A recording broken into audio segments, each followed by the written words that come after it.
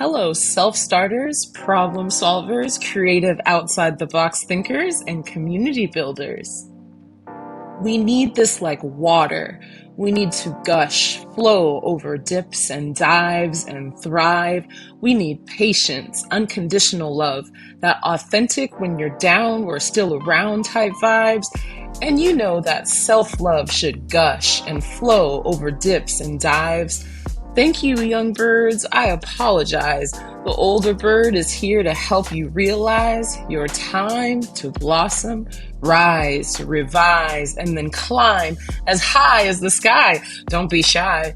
No time to compromise. Your anxious thoughts are just lies.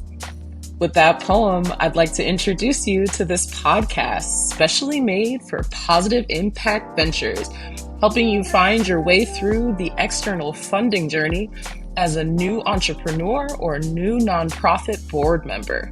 Bird's Eye Impact, where positive ideas take flight. I am Dr. LaToya Hinton. I'm proudly neurodivergent and happy to spread positivity, optimism, and nourishment to advocates for positive change.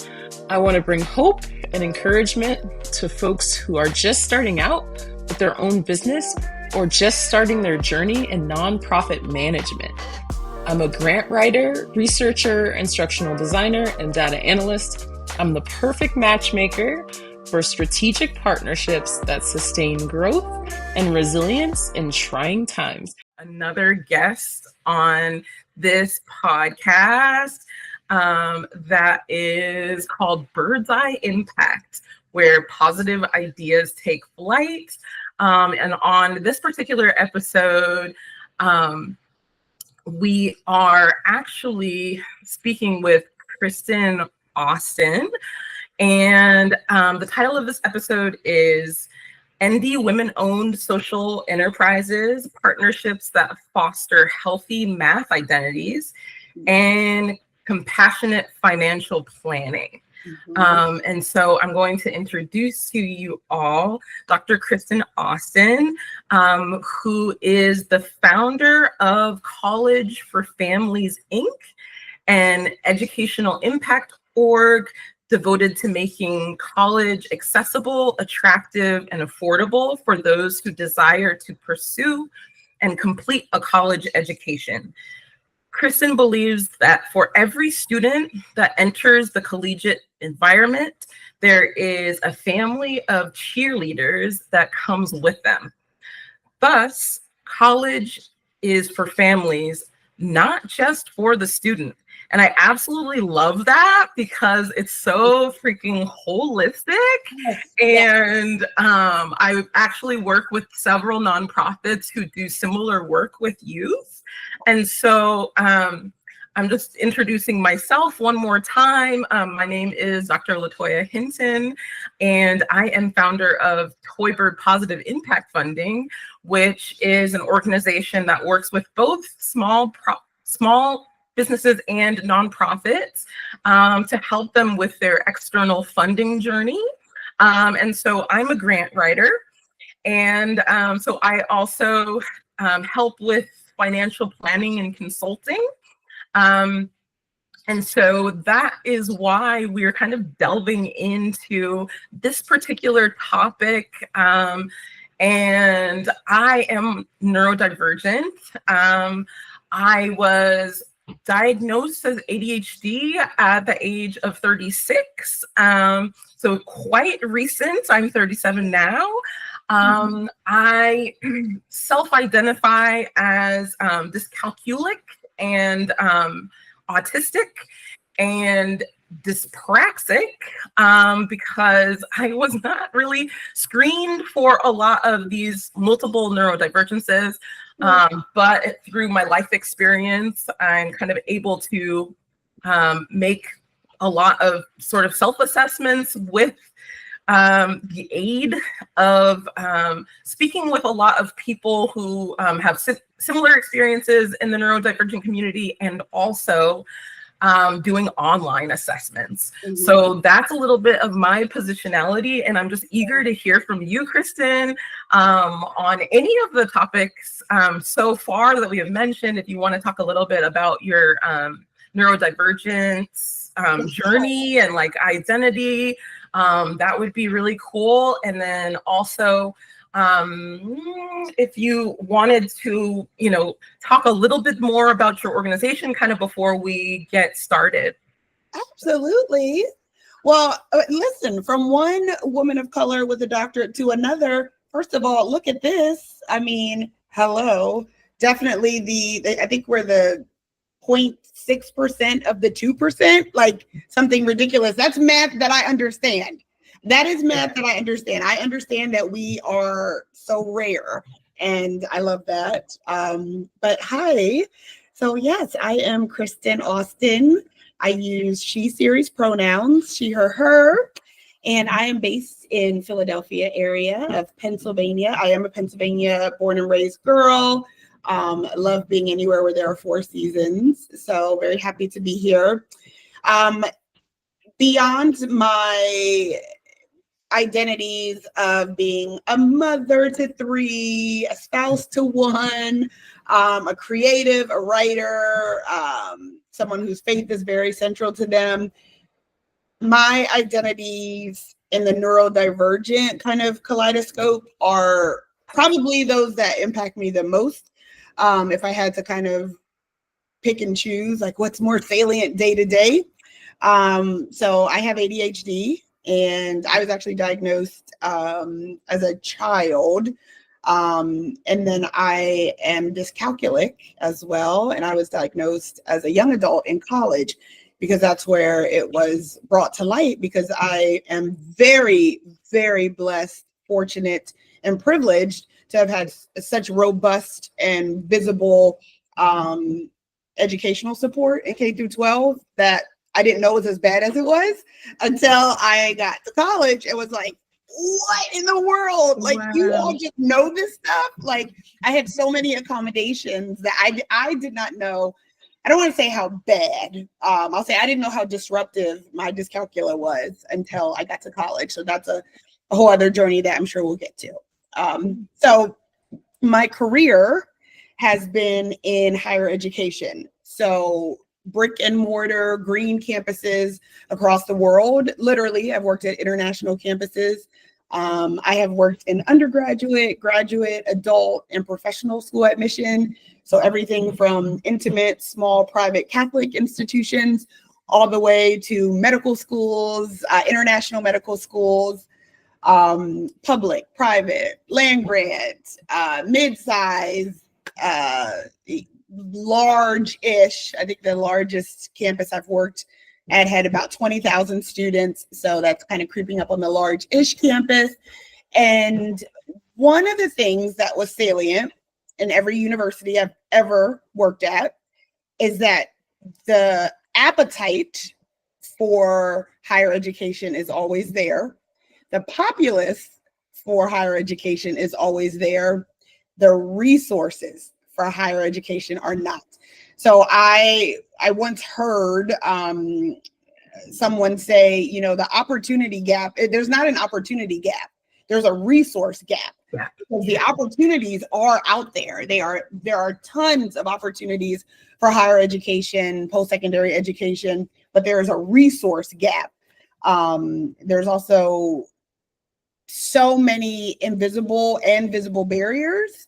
And there's a lot of gatekeeping. So you take all of that, you take all these campuses I've worked at and set up programs and done such impactful retention-oriented work. And I said, I am able to reach a lot of people because I have this machine that I'm working within that has all these tools and resources.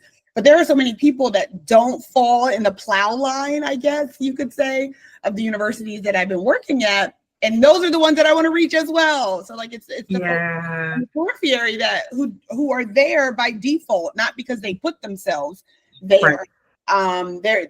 They are on the highway. It's just they're not in the lane that different institutional structures have decided that they're going to operate in. So I started doing workshops on my own about higher ed access and higher ed things you wish you knew. When I was much younger, I was like higher ed big sister. Now I'm older, Nice. so I'm like higher ed auntie. So just telling people all the things that I know that they should know if they want to pursue higher education, pursue and complete higher education. And because I don't believe in gatekeeping, and because I do have, this anti-capitalist mindset, I decided to kind of brand, incorporate, formalize, standardize my expertise through a nonprofit. And that was at the encouragement of a lot of really good mentors and people who are like, free is fine because the world needs charity and the world needs product exchange and things like that. But if companies are willing to pay X, Y, Z for a plate at a golf tournament, they should be willing to also pay you for your expertise. So I can get behind that. And yeah, I love that. Valuable, right? It's like, it was actually the mentor that really catalyzed, like really kind of launched me to say, yeah, I'm going to formalize this and turn it into an actual nonprofit. Is he was telling me that he had just come from an event, and the event was also for a nonprofit, and it was at a golf course, and he said the cost per plate was more than his budget for programming. Wow. Per student. Oh my goodness. And I was like, the priorities, right? Yeah, right. Right. He said, you got to understand, like, my cost per student for programming was what they spent on lunch. So the resources are also out there. A lot of people say, a lot of companies or orgs say, oh, we don't have the money, we don't have that. Well, it's possible. But how it's allocated. Exactly. You change your resources, change your priorities, and it can happen. So that's how I ended up with College for Families. And the last, the last punctuation I would add is that when I got my doctorate, I decided that I wanted to study the importance of families in the college transition process, because I think it's very white American, Western to emphasize that emerging adults, so 17, 18, 19-year-olds,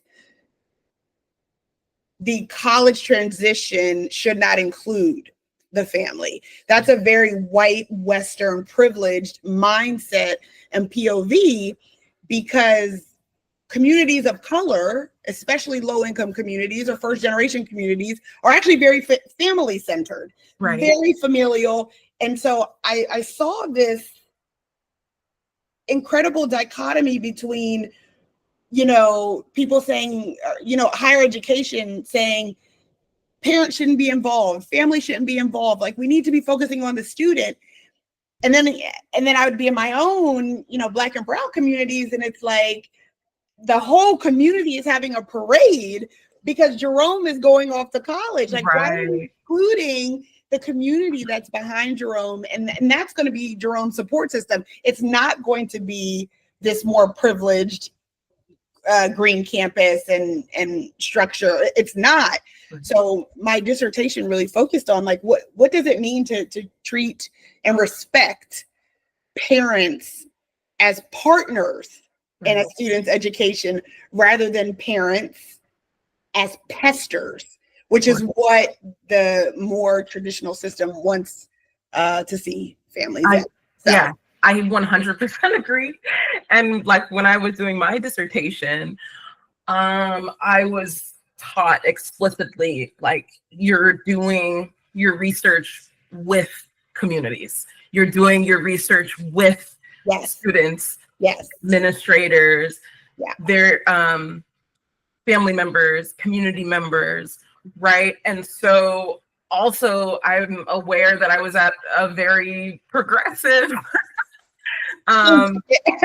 department to put that in the training, right? And of course, I was working in schools. My PhD is in education. Okay. And so I was, I worked at a leadership school in Nicaragua, and I worked with Indigenous youth and mixed youth and Afro-descendant youth.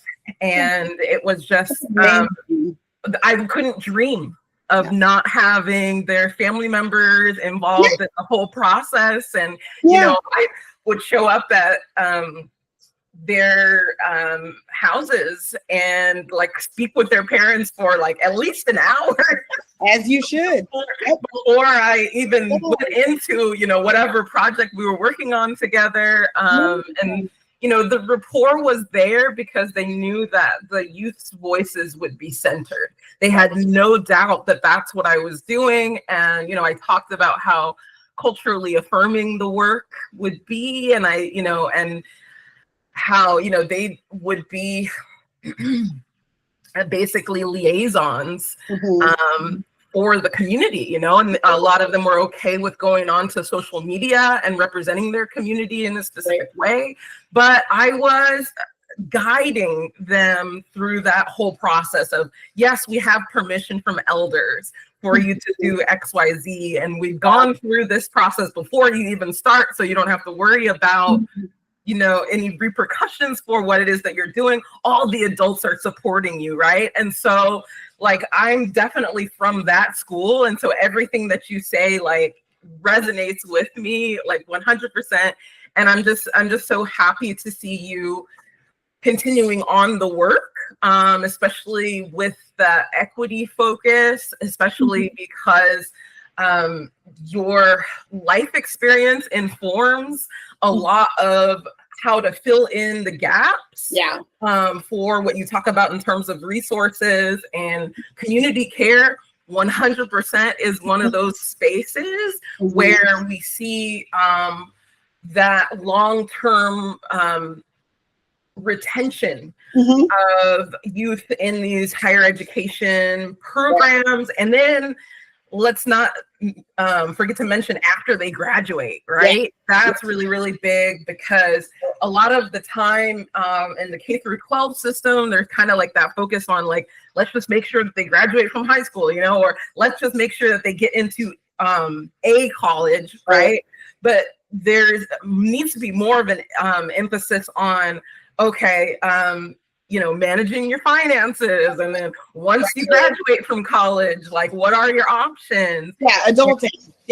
All that adulting work, right? And that requires community care, because sometimes in our individual families as people of color, sometimes we don't have access to that knowledge. And so it has to be like a village that helps us to really launch and be successful in our lives. Right. And then there's kind of layers to it as a neurodivergent, right? In the sense that sometimes we have access to the knowledge, with financial literacy, et cetera, but we might not have the social network that we need because of the way that our brains and our bodies are wired.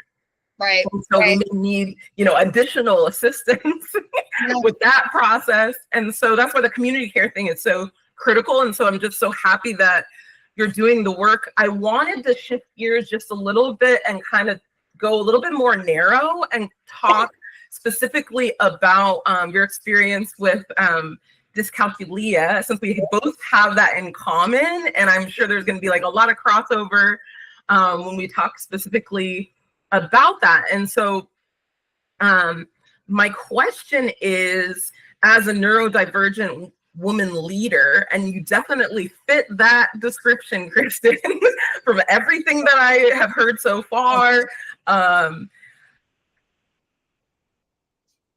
as a neurodivergent women leader, how do you navigate the topic of math trauma in your own life?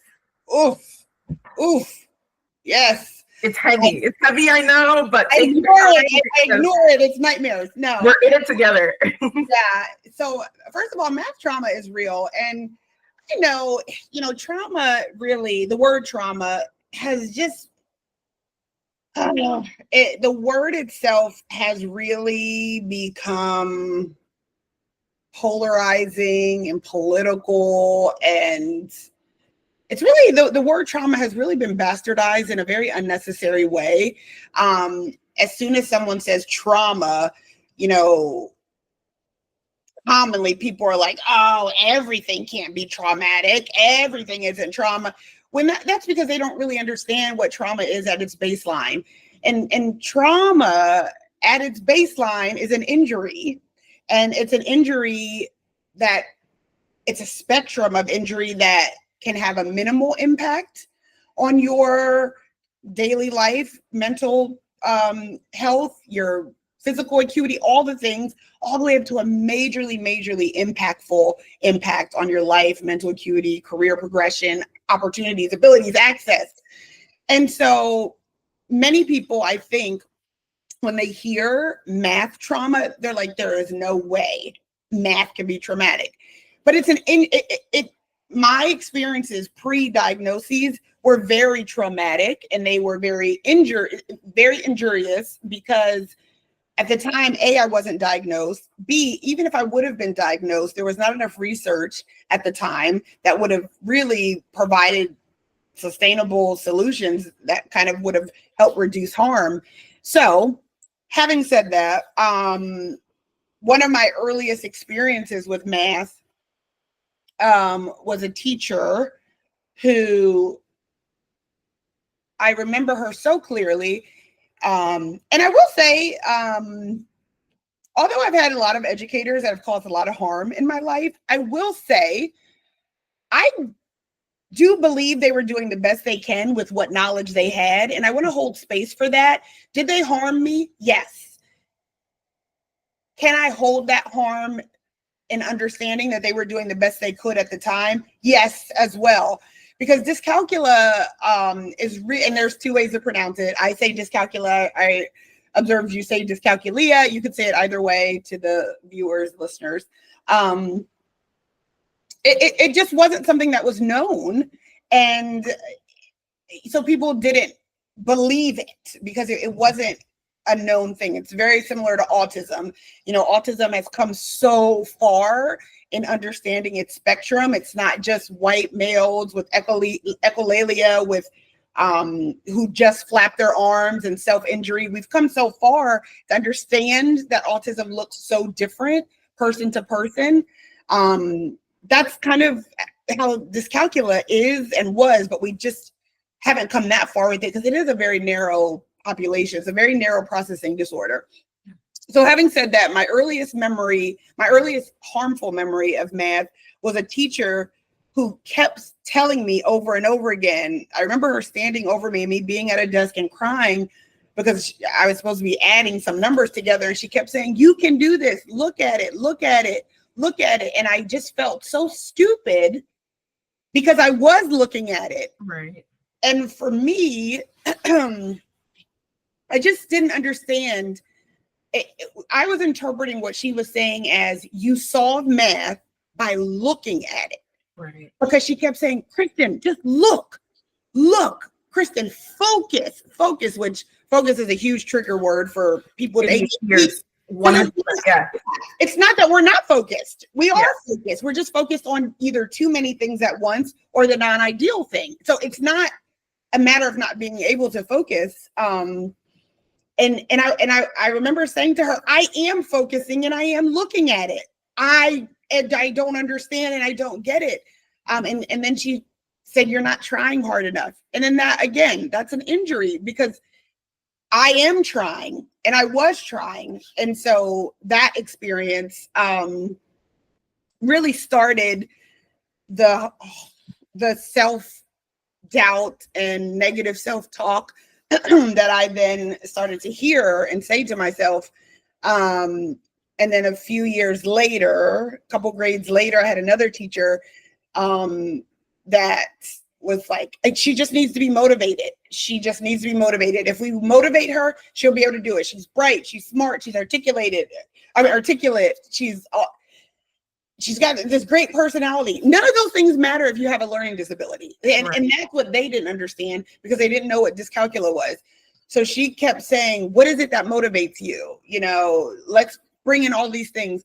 So we ended up coming up with these things that really did motivate me. They did. Like, it was my favorite snacks and extra time with this and that. And I'm just an elementary kid, you know? And they put all of these motivators in front of me to say, okay, if you can solve this or solve that, or you can get these things. And I was just like, it's not a matter of motivation. Right. It's a matter of ability.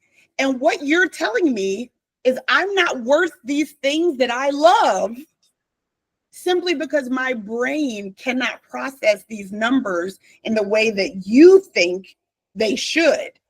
And as such, I'm not worthy of these rewards and rewards. So that then impacted the things that I thought were rewards. And then I couldn't even appreciate, you know, the scented markers and the extra recess time. And I was like, I can't even appreciate these rewards because they become punishments, because they're not accessible to me. I'll never be able to get them because I can't do this thing first. So that is what led to math trauma. So for those that don't understand how math can be traumatic, this is how. When you have these repetitive experiences, they're not microaggressions, they're macroaggressions. You have this buildup of macroaggressions that tell you that you're stupid, that tell you that you don't deserve a reward, that tell you that you're not trying hard enough.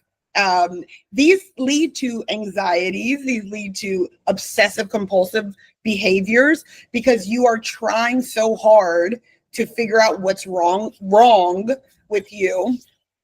And then later, as a young adult, I started to realize that I couldn't do money math.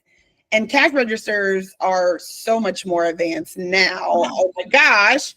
It resonates so much. And I don't want to like cut you off at all, because I feel like if you're going through, and this is what I do with people too, when I try to talk to them about my challenges, is I talk from when I was a child, from what I can remember most in the classroom, all the way through adulthood. We're up to that point, teenage years and young adulthood, when you have your first job and you're expected to run the cash register and do it very quickly because you have long lines of people. So, yep. Yeah. Well, in my job in college, I was a server.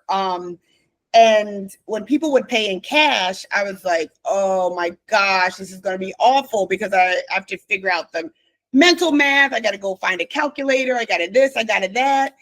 And so typically what ended up happening is that I very rarely would get a tip, because they would say to me, they would say, you know, keep $5 or keep $10, whatever they were trying to tip. When they would pay with the cash, they would tell me to keep an X amount, but that was too much data when I had to still figure out what their bill was and still give them change. Right. It was too much. So then I ended up not getting a tip, and they usually didn't look at it. You know, they would just like take the change and go. Right. I do remember, on the flip side of a math trauma, I remember someone coming back and back into the restaurant saying, you forgot to take your tip. And I was like, oh my gosh, thank you so much for coming back, because they realized that I had given. And they took some responsibility for that.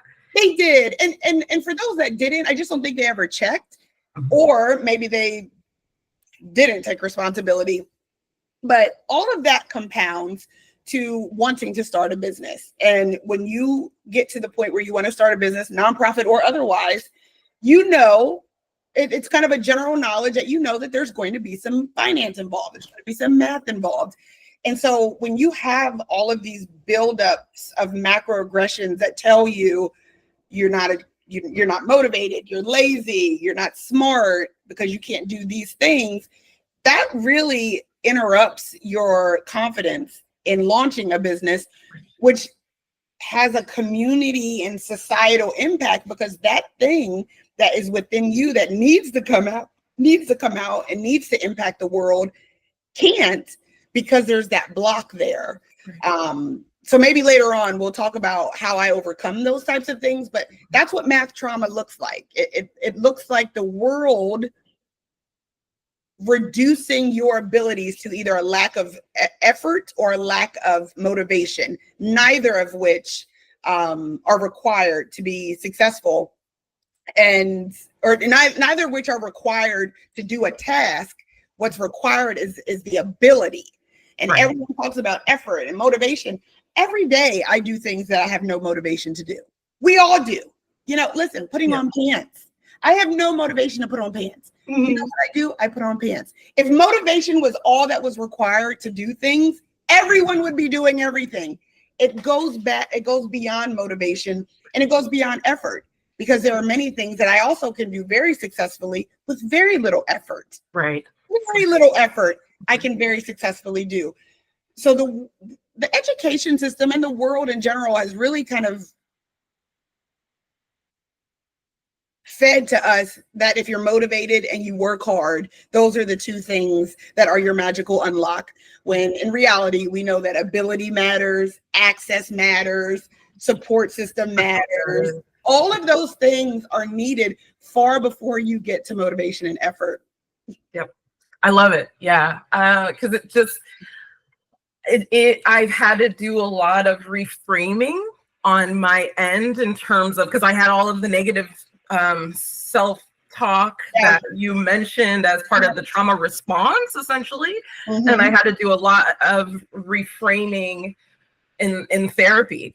Really. Absolutely. That was one really big thing that has helped me most recently, is just like regular therapy. Like I go every week to a women's mindfulness group. Good. And I'm able to talk about neurodivergence just as one of the things I know that I'm experiencing in terms of not, adequately having the support system necessary to really achieve, long-term goals that I've had throughout my life.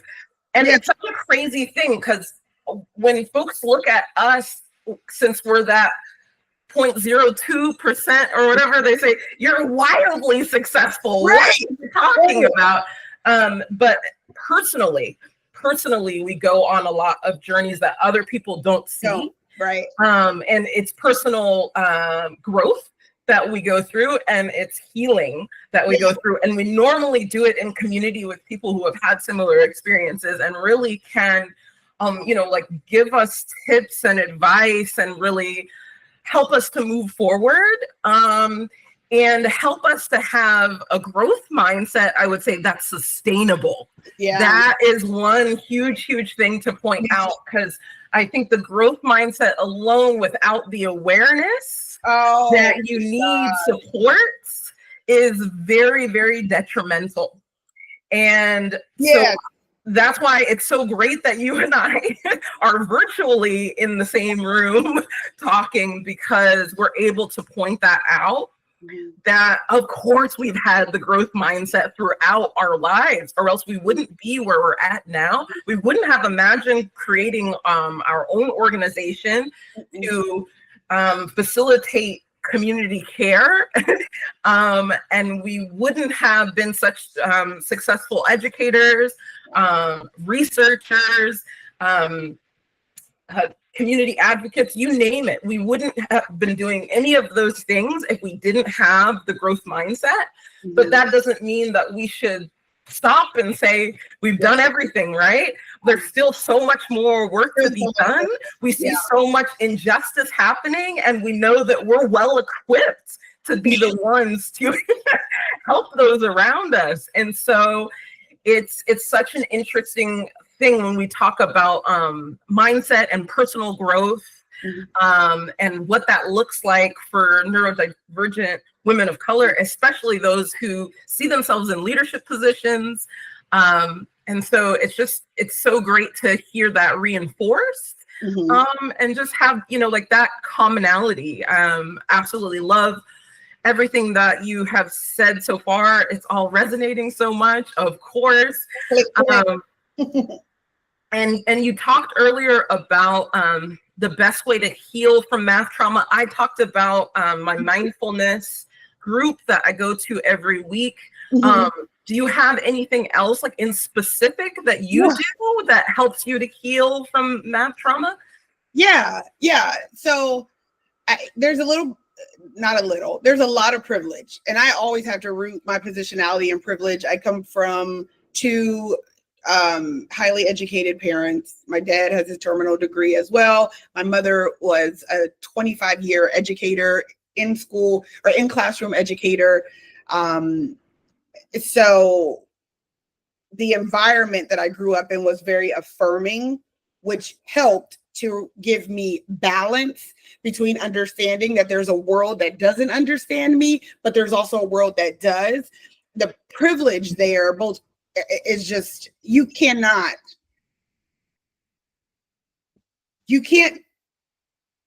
fathom the difference of being able to exist in affirmation and then also be aware that there's a world that doesn't see you. But that is the reason I want to highlight that privilege and talking about healing, is because healing, I was better positioned to heal. That's my point, is I have always been better positioned to heal because of my background and my family and my parents. And I think that what we see with neurodivergent populations, people with disabilities, people with learning disabilities, is that they have experienced so much trauma in their formative years related to their abilities or disabilities, that, and then did not have a balanced respite to turn to, that now the brokenness is so deep, the wounds are so wide, that healing is not something that even seems possible, because you can't, but it's really hard to believe something is possible if you've never seen that thing before. Right. If you haven't had like role models, that's one really huge piece. And that's why so much on social media, I emphasize neurodivergent women leaders, and I do my polls every Wednesday, and I start these conversations because I think that the representation piece is super critical.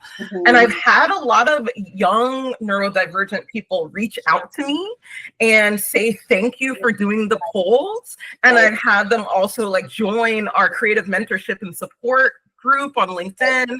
And like, so that is happening, right?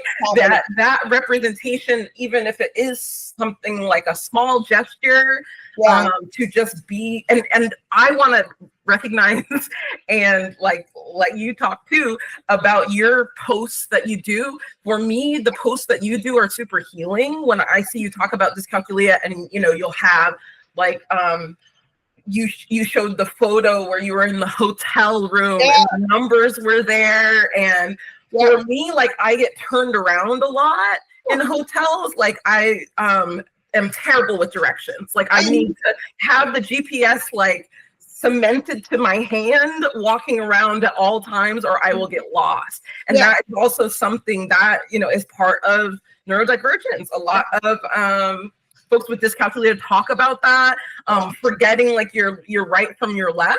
That happens to me a lot. Like when I'm driving, I have to give myself like tips, like if you're turning right, then like the turn signal is up.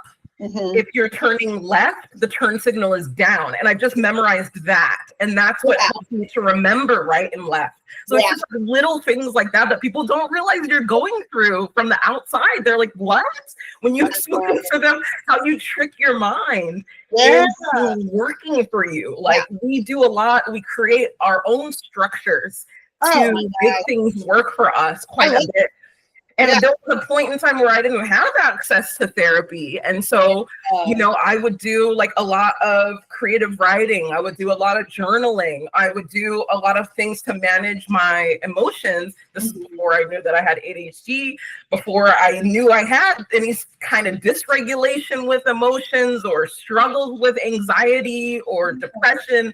which were really trauma responses, right? Before even understanding what any of that was, I had my own structures, right? And I would like go into my room when I was younger and close the door, and I would, do my homework, or I actually even had like an office. Talk about privilege.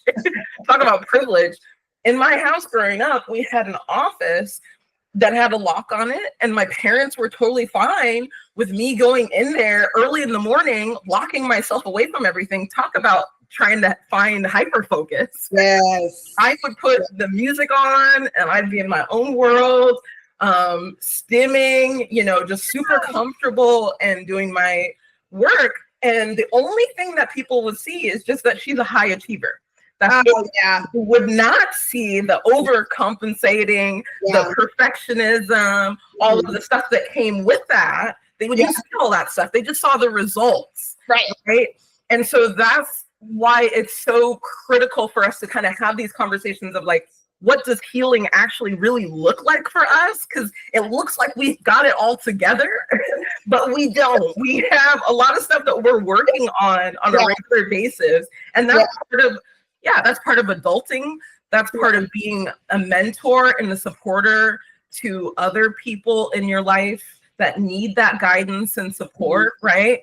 So I think about it in the macro quite a bit in terms of why I still need to work on myself and go through a healing process. And it's just so cool to hear from you that you did, you had the family support. And I would say, although my parents weren't aware of, what dyscalculia was, what ADHD looked like, because they weren't aware of that stuff, I was creating my own structures and I wasn't screened in school. But at the same time, they were supportive parents. Like, absolutely.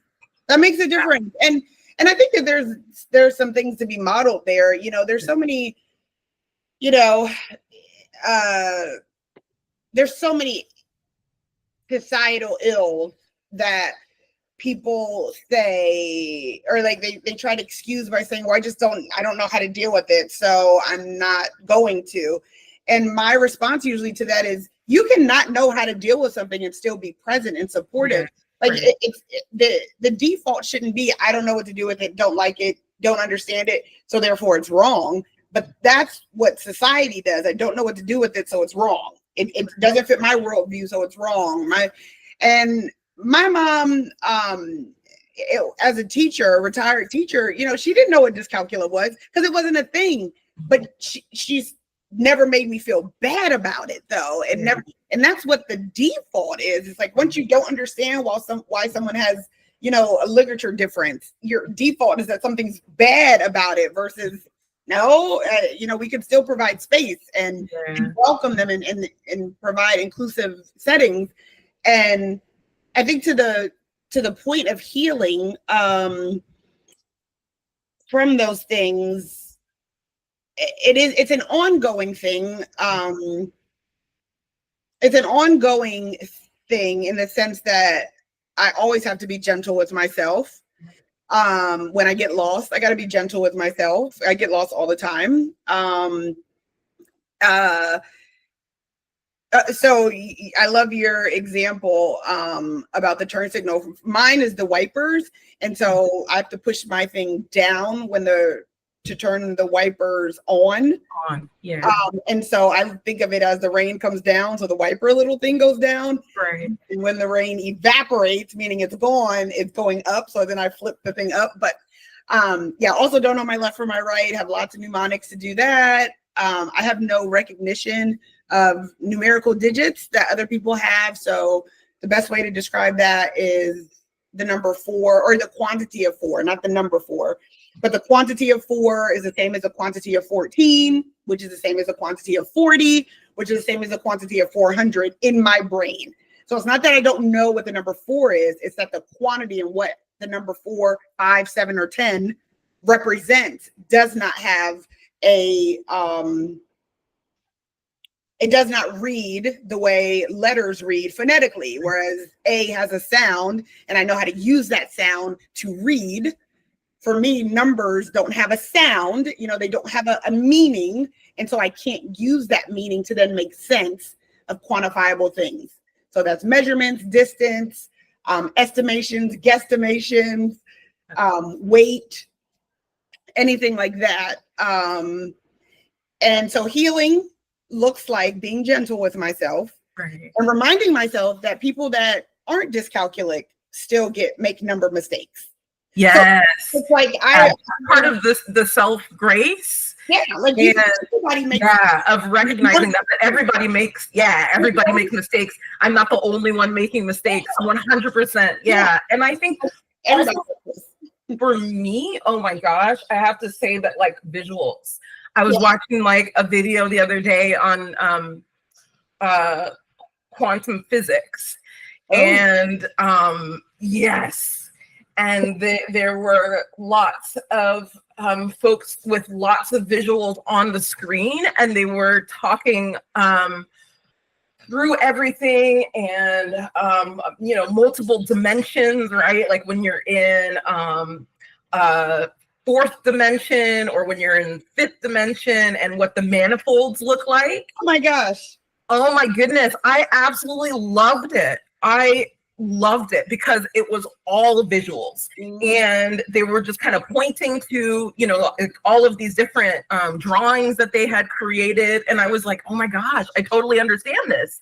I love it. But it's not, but if they had just put formulas out there, and they had just said, we're going to memorize these formulas today, and this is how you make sense of quantum physics, I totally wouldn't have understood any of it. I would have been completely lost, because similar to you, I think working memory has to do with it, where I have a hard time retaining equations in my mind. But also there's this next level of, having a hard time connecting the meaning of what these symbols, quantum physics. And and there were lots of folks with lots of visuals on the screen, and they were talking through everything, and multiple dimensions, right? Like when you're in fourth dimension, or when you're in fifth dimension, and what the manifolds look like. Oh my gosh. Oh my goodness. I absolutely loved it. I loved it because it was all visuals, and they were just kind of pointing to, all of these different drawings that they had created. And I was like, oh my gosh, I totally understand this. I love it. But it's not, but if they had just put formulas out there, and they had just said, we're going to memorize these formulas today, and this is how you make sense of quantum physics, I totally wouldn't have understood any of it. I would have been completely lost, because similar to you, I think working memory has to do with it, where I have a hard time retaining equations in my mind. But also there's this next level of, having a hard time connecting the meaning of what these symbols are in the equation with something that is based in reality, right? And so for me, when someone has a visual, or there is like a case study of something that is like based in reality, and it's something that I can work through and problem solve through diagrams and charts and things like that, then I totally can get it. I totally am on board and totally understand it. And so in my grant writing, I definitely lean in a lot to like data analytics, and I am like, I'm ready to make visuals for you guys. And they love that. In that space, folks are like, strategic plan, like let's see an infographic. Like let's see, let's see, how things are chunked out, and you're paying certain team members, and I'll put all of that in an infographic, right? And then the same thing in terms of data, like talking about success metrics for folks' organizations. I'm ready to make charts and show folks like what that looks like. And so for me, that's how I heal, is I lean into my strengths in terms of the visual stuff is what makes it click for me, and I know it makes it click for other people, right? So that's another thing to kind of pay attention to, that it's not just something that is going to help me as an individual, but is going to help, you know, organizations, you know, make a persuasive argument that they should, you know, have XYZ funding resources. And so for me, like, I understand the importance of math. I understand the importance of problem solving. Yeah. When it comes to community, you know, survival, I would say, because this is like about survival, right? Like, folks need these funds. Data and yes. And so for me, like, that is how I've reframed a lot of the negative self-talk that I've had about my own identity as a math person. I'm totally at the point of, I'm a math person and I'm ready to help you, and I'm definitely dyscalculic, right? Like, I'm in that zone, which for most people from the outside are like, how does that work? How does that go together? We can make anything work. We've been doing it all our lives. That's part of the healing process, right? Is that we're making a lot of this make sense to other people, and like being seen and being heard. That is part of the healing process. And like, this podcast for me is super healing. You know what I mean? Because it's a space where I can just really be my authentic self and really be like understood for that.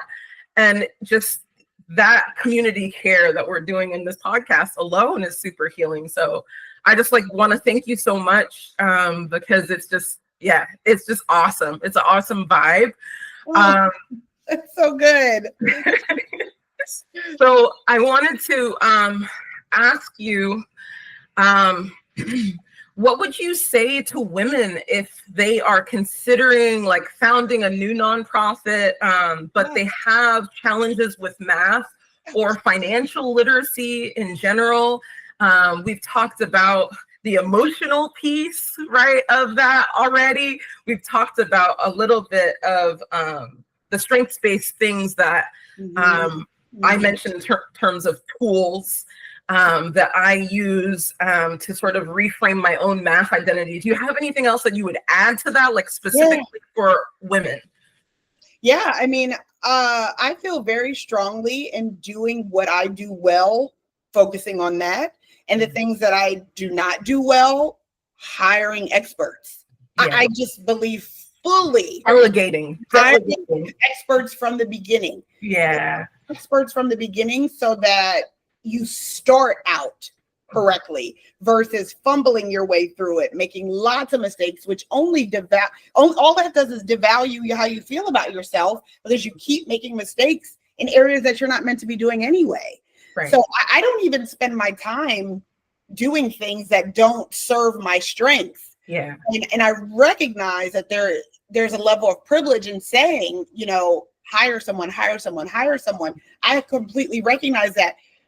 Sometimes, though, maybe you're not ready to launch the business, launch the nonprofit, launch the LLC until you've built up enough capital that you can start with that expertise. And I think that sometimes people get in a rush to just start because they believe, coming from the best place ever, they believe so strongly in their mission and their purpose in doing this enterprise that they're like, I'm just going to do it.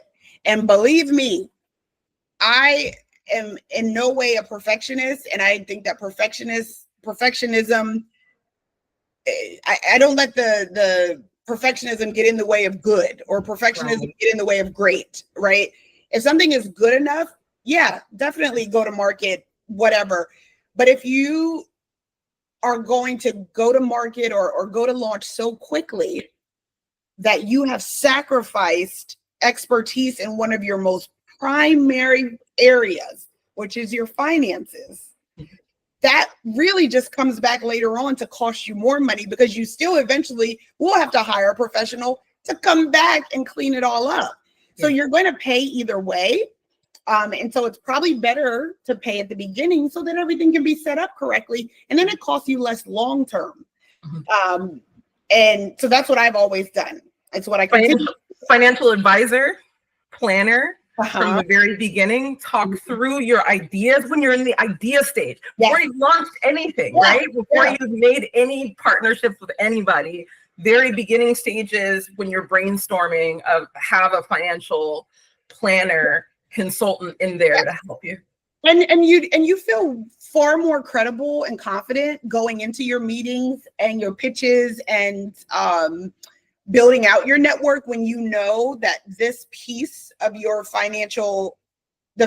when you know that the financial aspects of your organization are solid. You have so much more credibility and confidence. You show up differently. You're not fumbling your way through talking about your budget or talking about your strategic plan, talking about your profit and loss. Like you feel better because you know it's right.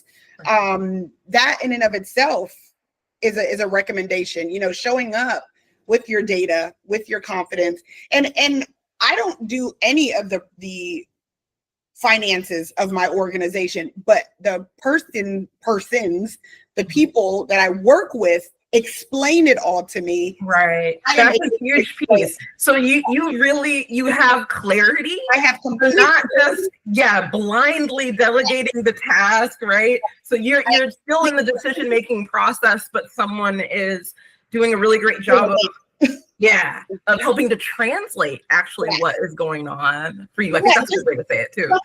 Someone that, to make it very tangible and practical, you know, a financial planner can say to you, if you purchase this software today, it will eat into your, you know, technical budget for this period of time, but also could open you up to this source of revenue.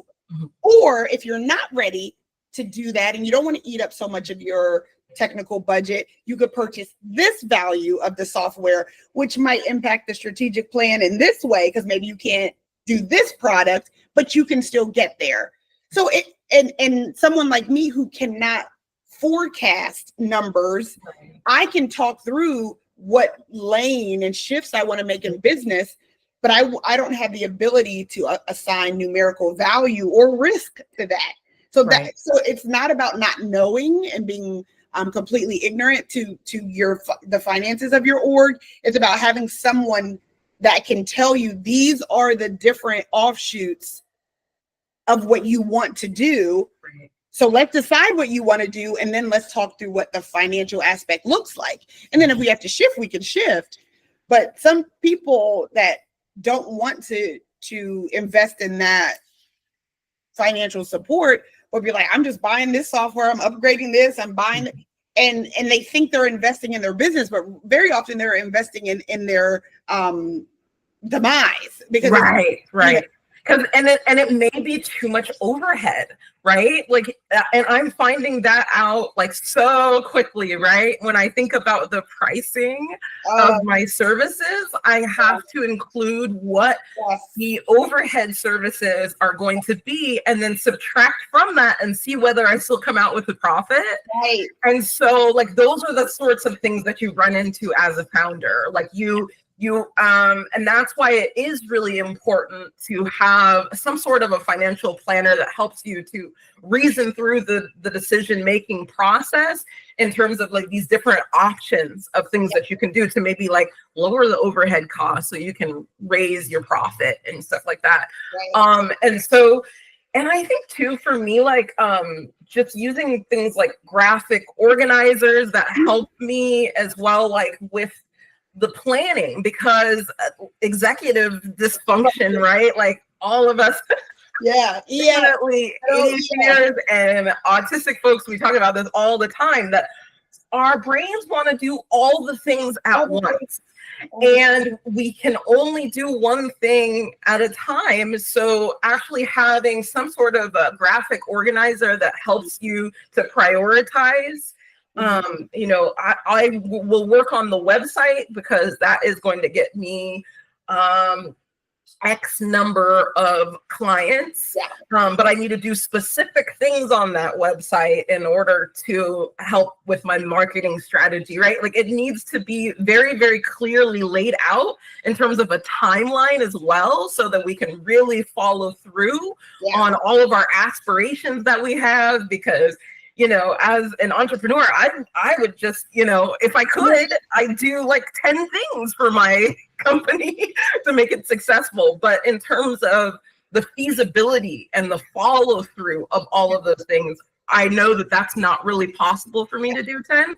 So I literally have like little graphic organizers that help me with like the most important tasks. So I would like point that out too. Like if folks are like, you know, I want to have my own plan, and then I want to bring somebody in and talk through that plan with somebody. I think it's great. Scaffold it for yourself, you know, and that is about being gentle with yourself. Yeah. Realizing that, you know, you need that time and that strategizing before you know, can sustain your really amazing ideas, right? Because you want to sustain that. You want to keep it going. And I think that's the way that, you know, we could definitely continue to talk about that for other women of color who are founders, and then specifically those that are neurodivergent. So, okay, so we're moving along. I think you kind of already talked quite a bit about what made you decide to found a social enterprise. We talked about the gaps in the education system in terms of community care. So we kind of delved into that a lot. So I'm going to ask you about first generation college students who are neurodivergent. Do you typically work with them in your nonprofit right now? And talk a little bit more about that. So whenever I market myself, I always include in the marketing that I am neurodivergent affirming. And I do that to really signal that I'm a safe place, I'm a safe space for folks to show up, because I think one of the biggest hurdles to accessing resources and care is a neurodivergent person's background and already feeling macroaggressed and unseen and discriminated against. So part of just my general marketing is to include, hey, I am neurodivergent affirming. So this is a great and safe lane to come to if you want support in college transition. So that said, yes, inherently, I do work with many neurodivergent clients, students, and families, but it's also not my specific target. I think I'm more likely to get neurodivergent clients, students, families, because it's part of my marketing. But technically, I work with anyone, first gen, non-first gen, ND, non-ND, but in all types of disabilities and abilities, all income levels.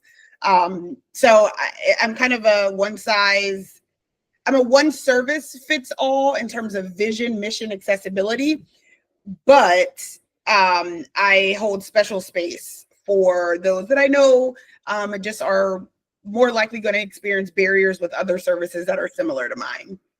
Yeah, I love that. So like you tailor it to fit the needs of every single person that you work with, which I know folks love. They love when you individualize it for them, and they feel like I love that. I love when people personalize things for me. You know, I think like I think that really helps you to sustain long-term relationships as well, because people don't feel that surface level connection, and they're like, nah, like she really does care, and I really see them. Yeah, that's awesome. It's great to hear that. And then my last question that I have is, oops, just joking. Gotta be gentle with myself right now. We've just got a couple more questions to go. How do you expect the positive impact of your organization to spread within the next 10 years? That is a really good question. It's a really good question because it's so timely. So higher education is in a really messy, tumultuous, curious place right now. You know, a lot of people, rightfully so, are coming down on the excessive costs of higher ed, which is so valid. And so there's a lot of scrutiny there, but there's also still a lot of opportunity. in higher education. I still believe that higher education is the greatest predictor of economic mobility, mental health, physical health, generational wealth. Still believe that long term. But I also believe that you can love something, and if you love it, that gives you the right to criticize it.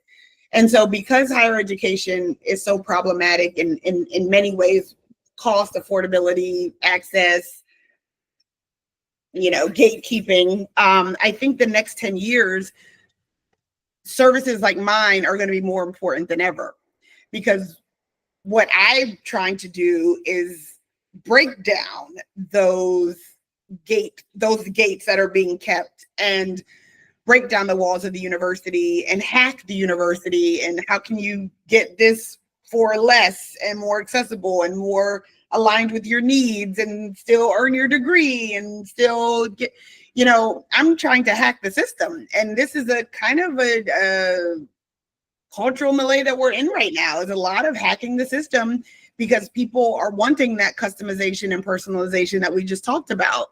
So in the next 10 years, I think that services, resources like mine will only strengthen, because we understand higher education. We understand that there are multiple ways to arrive at post-secondary success, multiple lanes and highways, multiple vehicles.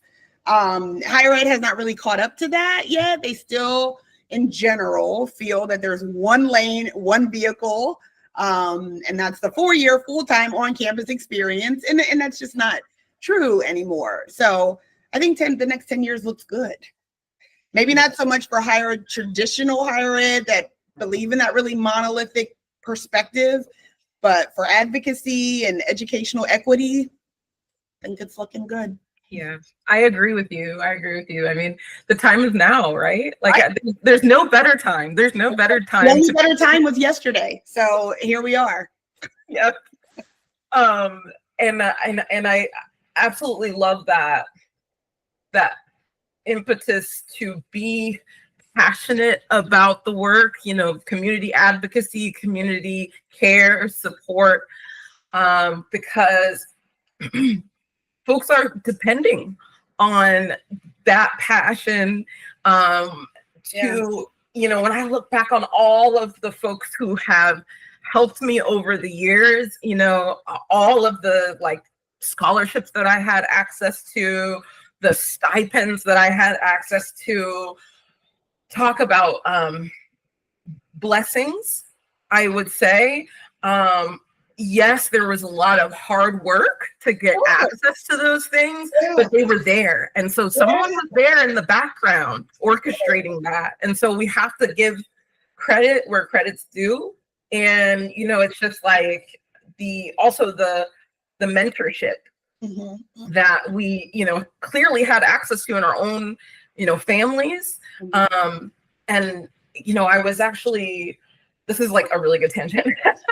I was watching a documentary recently about my family in North Carolina. My family's from Raleigh, North Carolina. On my dad's side. On my dad's mom's side, they're from Cherokee and Mooresville, North Carolina, on the western side of the country, right? So I've got the best of both worlds, and I identify as African American and also Indigenous, right? American as well. And so it's super cool to do my family history. And I was watching a documentary, and it was about this small town called Oberlin, and it actually was founded by freed men and women right after, so actually even before the Civil War, and then they welcomed ex-slaves into that community after the Civil War. And so the North Carolina preservation, so there's quite a few, I would say, organizations where historians preserve the architecture of the area. And so that was preserved. And so and this is circling back to what we were talking about, when we talk about community care, support from family members, and like what like that actually looks like that is historic. Right. In the African American community, and like we just don't see that a lot. Like we don't see it like in the mass media. A lot of times we don't see it in our K through 12 education. But a lot of these supports that we talk about are actually generational. Right. And so we're healing from generational trauma. Yeah. You know, coming from slavery era, and then up from that point, we've experienced, you know, continually experienced discrimination, and you know, that's manifested for a lot of us as CPTSD, right? So like like all of that is, you know, is still happening, but both are kind of happening at the same time. We're also really supportive of each other in our communities, and historically we've been that way. Yeah. So that too is kind of part of the healing process. Then when you realize you're not the only one who's creating your own nonprofit, or, you know, founding a school for your community, or doing a lot of these things that our ancestors did. We're following in that path. Yeah. And so to me, like, that's something that is crazy healing for like women of color also to realize, and you know, don't think that you're reinventing the wheel, that the values and the mission and the vision have always been there. And so if you've got that passion to do this kind of work, like you are honoring your ancestors by doing this work. And it's really critical to, you know, to point that out. So the tangents sometimes are really nice, because it hopefully it helps to refuel and reposition what we're doing and what legacy means. Yeah, I agree. I think that we stand on the shoulders of giants, both literally and figuratively. Literally, because of all the things that you mentioned, like we were, you know, the original farmers, and we were the original recyclers. Like we are, our whole life is recycling and taking what someone else gave us and turning it into something amazing. So to do all that now and to do it with resources is an honor, and it's a great way to pay homage to what they did. Yeah.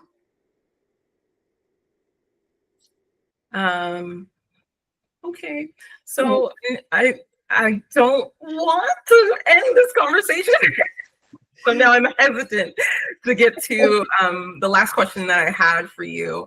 But I feel like we gotta send the viewers away with just kind of like some closing thoughts, so that they have something to hold on to from us. And so my last question is, if you could imagine an ideal strategic partnership that aligns with your mission, vision, values, what would that look like? I would think the ideal partnership would be anything, or an org or a mission or a person who believes in, who believes in, aligns with that poverty doesn't require proof. I don't know what the correct terminology is, but I'm very anti-poverty performance. Very anti the thought that only certain people are deserving. I think that everyone is deserving who raises their hand and says, these are the strengths I have, these are the goals I have. What community can wrap around me to help me get there? And then to not have to turn around and prove how poor you are, prove how disabled you are, or prove how marginalized you are. I don't love the idea where a lot of nonprofit work is centered around performance poverty, or I think I've heard it referred to as poverty porn. And I don't love that. Like I like to go back to the core of, we believe humans, and we believe that your story is your story, your lived experience is your lived experience. while there are traumatic things that have happened, you also have incredible strengths, inherent strengths, unrealized strengths, undemonstrated strengths, that make you worthy. It's not your bank account that makes you worthy. It's not your abilities or disabilities that make you worthy. It's just you as a human, an existing whole human. And I just think if we got back to more of that, which again, very anti-capitalist, but here it is. People first leadership. People first leadership, 100%. And servant leadership, I'm also hearing that quite a bit in what you're saying. And it's just, there's no reason to question why that is a sustainable way to go. Because it allows when people can show up and they really feel safe. It's not a performance. Like they really do feel safe with you in a holistic sense. They feel safe psychologically, spiritually, physically, mentally, all, from all angles. If they're showing up and they're feeling safe with you, then you're moving in the right direction with that collaboration.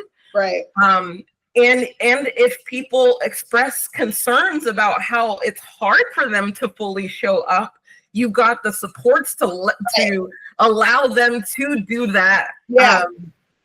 And believe them. That's where it's at, right? Like in the sense of, if people feel that open and humble to be able to reveal all of the things that give them anxiety and stress and all of that, then you're there to lift them up, right? Everything should be about uplift. Yes. And so I just think that those sort of strategic partnerships are out there. And I want to encourage you and any of the viewers and listeners to just never give up on your vision and your mission, because in the most, random moments, you'll run into folks that like want to take you from where you're at to where you want to go. So I think that's a really good way to close our talk, because I do feel like we've touched on so many different things that I don't hear about on very many podcasts. And I'm hoping that we set an example for people to put like their hope and their faith out there, and also, bring all of the ugly, complicated things that make them human to space, because we're not going to be able to do it alone. All of us have strengths.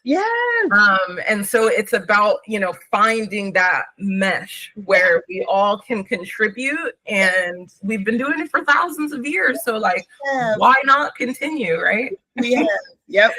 And will. Thank you so much. Thanks for inviting me, and thanks for giving me a space to tell my story and lived experience. And I'm just wishing all the viewers and the listeners the absolute best of the best, because they deserve it. Yeah. Awesome. So what I'm going to do actually is I'm going to put all of Kristin Austin's information in the show notes and in the comments for this particular video on YouTube. So you'll be able to reach out to her if you would like to collaborate in the future. And she's a dabbler, by the way. So there are many ways in which you'll be able to collaborate with her, including supporting her nonprofit organization. And if you want to be a guest on this podcast in the future, if all of these things are resonating with you, I'll also be putting some contact information in the comments and the show notes, so you can reach out if you would also like to have a platform that aligns with your mission and vision. and definitely neurodivergent professionals and leaders are welcome. That goes without saying. So thank you so much, Kristin, for your time today, your patience, and just this healing space. Same to you. Thank you. Bye. Okay.